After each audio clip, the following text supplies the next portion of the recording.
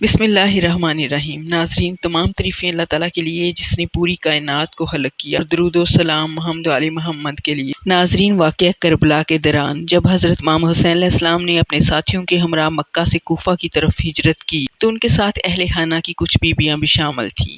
یہ بیویاں سفر میں آپ کے ساتھ رہیں اور کربلا کی زمین پر انہوں نے حضرت امام حسین علیہ السلام کا خوب ساتھ دیا۔ 9 محرم الحرام کو حضرت امام حسین علیہ السلام نے ان میں سے 6 بیویوں کو حکم دیا کہ تم کربلا کی زمین کو چھوڑ کر ہندوستان کی طرف ہجرت کر جاؤ۔ بیویوں نے عرض کی کہ کیا ہم آپ علیہ السلام کو ایسے حالات میں چھوڑ کر بلا کیسے جا سکتی ہیں؟ حضرت امام حسین علیہ السلام نے فرمایا کہ میں مجبور ہوں، کیونکہ یہ حکم مجھے حضرت علی علیہ السلام کی طرف سے موصول ہوا ہے، لہٰذا بہتر ہے کہ آپ لوگ کربلا سے چلے جائیں۔ آپ لوگ کربلا سے ہجرت کر کے دور چلی جائیں۔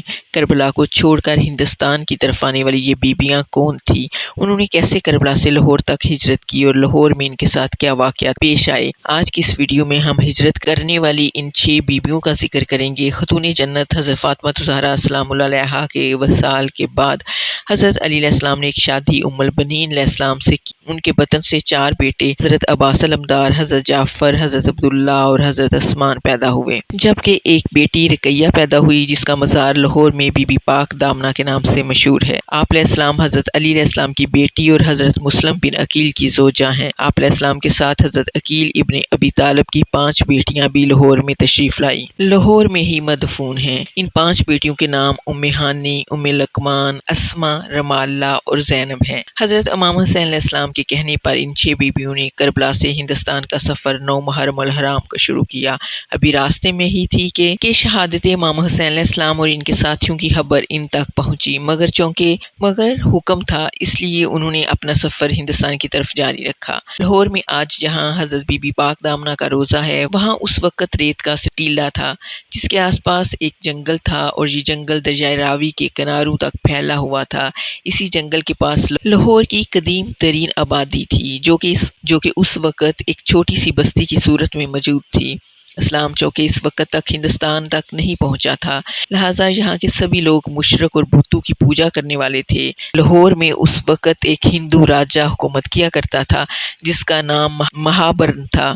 اس کا ایک بیٹا تھا جس کا نام کنور بکرما تھا۔ جب یہ 6 بیویاں لاہور کی سرزمین میں داخل ہوئی تو یہاں پر موجود تمام بت اور مورتیاں اپنی جگہ سے گر پڑے اور آگ کی پوجا کرنے والوں کی آگ ایک دم سے ٹھنڈی ہو گئی۔ شہر میں آمد کے ساتھ میں ان بیویوں کی روحانیت کا یہ عالم تھا کہ کفر میں لرزہ طاری ہو گیا۔ جب لوگوں نے اپنے مندروں میں یہ حالات دیکھے تو شہر میں ایک کہرام برپا ہو گیا۔ راجہ نے اپنے تمام وزیروں مشیروں کو اکٹھا کیا اور ان کو اس واقعے کی تحقیقات کا حکم دیا۔ پتہ لگایا گیا کہ کچھ پردیسی آئے ہیں اور ان کے آنے سے یہ سب ہوا ہے۔ چنانچہ بادشاہ نے اپنے وزیروں اور سپاہیوں کے ساتھ اپنے بیٹے کو بھی بھیجا اور حکم دیا کہ ان پردیسیوں کو دربار میں لا کر پیش کیا جائے۔ جب سپاہی ان کو پکڑنے کے لیے گئے تو انہوں نے دیکھا کہ وہاں پر کچھ عورتیں ہیں جو کہ چادروں سے اپنے منہ کو چھپائے ہوئے ہیں۔ بیویوں میں سے ایک نے راجہ کے بیٹے سے بات کی کہ ہم لوگ خدا کے بندے ہیں اور اس کے رسول صلی اللہ علیہ وسلم کی آل سے ہمارا تعلق ہے، کربلا میں ہماری جنگ ہوئی تھی۔ بادشاہ کا بیٹا تمام باتوں سے ان کا کافی ہمدرد ہوا، مگر وہ بادشاہ کے حکم کے آگے مجبور تھا۔ اس نے کہا کہ بادشاہ نے آپ کو دربار میں بلوایا ہے، اگر آپ خود نہیں جائیں گی تو آپ کو زبردستی لے جائیں گے۔ جب حضرت رقیہ نے پھر سے وہی حکم سنا تو آپ غصے میں آ گئی۔ بی بی رقیہ علیہ السلام نے غصے سے بری نگاہ سے راجکمار کو دیکھا، جس کی تاب نہ لا کر وہ وہیں پر بے ہوش ہو کر گر پڑا۔ ہوش آیا تو بہت رویا اور حضرت بی بی رقیہ علیہ السلام کے قدموں میں آ کر معافی مانگنے لگا۔ اس سارے واقعے کی خبر جب بادشاہ تک پہنچی تو وہ کافی غضبناک ہوا۔ اس کے حکم سے ہندوؤں نے ان بیویوں کے خلاف مہم چلانا شروع کر دی اور ان کو ہر طرح سے تنگ کرنے لگے۔ بیویوں نے تنگ آ کر بارگاہ الہی میں دعا کی کہ اے خدا، تو ہمارا پردہ رکھ لے اور ہمیں ان لوگوں سے بچا لے۔ پھر اس سے پہلے کہ بادشاہ کے سپاہی اور دوسرے ہندو آ کر ان بیویوں کو گرفتار کرتے، زمین پھٹ گئی اور وہ پاک دامن بیویاں زمین میں سما گئی۔ ان کی قبروں کی نشاندہی کے طور پر اللہ تعالیٰ کے حکم سے ان کی چادروں کے کونے زمین سے باہر رہ گئے۔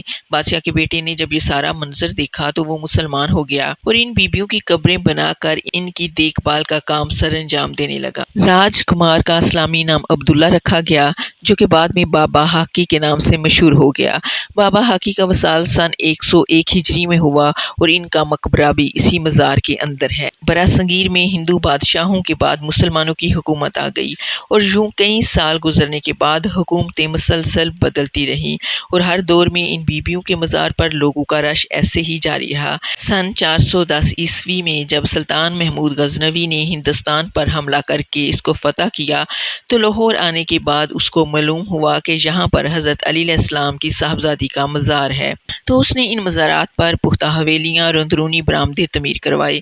اس کے بعد بادشاہ اکبر کے دور حکومت میں اسی مزار کی تعمیر دوبارہ کی گئی اور خانقاہ کی عمارت میں توسیع ہوتی جا رہی تھی۔ اس کے بعد مزار کے قریب موجود باقی قبروں کا اضافہ وقت کے ساتھ ساتھ ہوتا گیا اور کچھ عرصے کے بعد یہ جگہ قبرستان بی بی صاحب کہلانے لگی۔ یہاں پر لوگ اپنے عزیز و اقارب کو دفن کر دیا کرتے تھے۔